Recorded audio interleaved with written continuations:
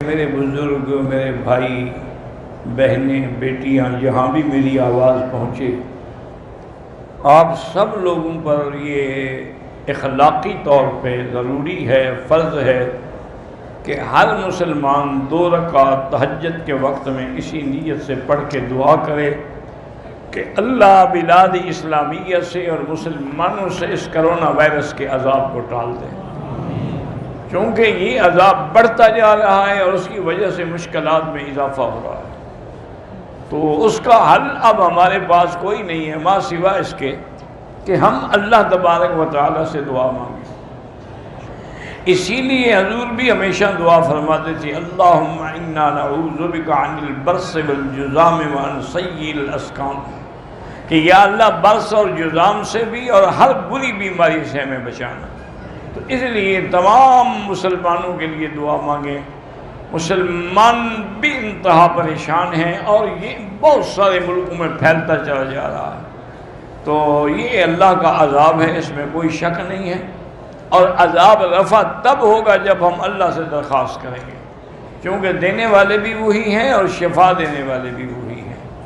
لیکن اگر ہر آدمی اپنی حفاظت کے لیے سورۃ فاتحہ، آیت الکرسی یہ پڑھا کرے صبح و شام، اور اپنے ہاتھوں پہ دم کر کے سارے بدن پہ پھیر لیا کرے، اور اسی طرح ایک بزرگ نے درود شریف لکھا ہے جو میں نے پہلے بھی شاید بتایا تھا کہ اللہم صلی وسلم وبارک علی روح محمد فی الارواح وصلی وسلم علی قلب محمد فی القلوب وصلی وسلم علی جسد سیدنا محمد فی الاجساد وصلی وسلم علی قبر سیدنا محمد فی القبور۔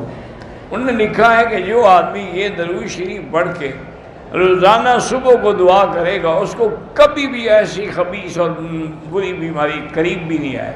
میری والدہ بیمار رہتی ہیں، سر میں درد رہتا ہے، وظیفہ یہی ہے، سورۃ الفاتحہ سے بڑی چیز کوئی نہیں ہے۔ 7 دفعہ سورۃ الفاتحہ پڑھ کے ہر نماز کے بعد پانی پہ دم کر کے پیا کرو۔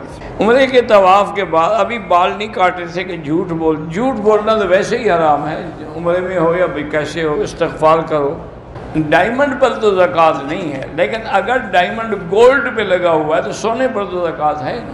ہندوستان میں اور خصوصاً دہلی کے علاقے میں ہندو اور مسلم میں لڑائی ہے، ایک مسجد کو انہوں نے گرا دیا، بہت سارے مسلمانوں کو بھی شہید کر دیا۔ انا للہ و انا الیہ راجعون، ولا نقول الا لا حول ولا قوۃ الا باللہ العلی العظیم۔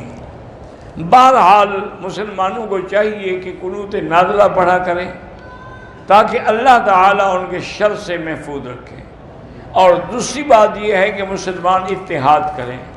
جب آپ متحد ہوں گے تو پھر کوئی آپ کو نقصان نہیں پہنچا سکتا۔ میرے دوست نے اسلام آباد ایئرپورٹ پر احرام باندھا، جب فلائٹ میں بیٹھا تو انہوں نے کرونا وائرس کا شک کر کے اس کو نکال دیا۔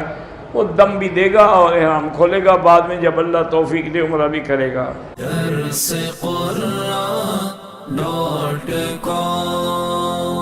www.darsequran.com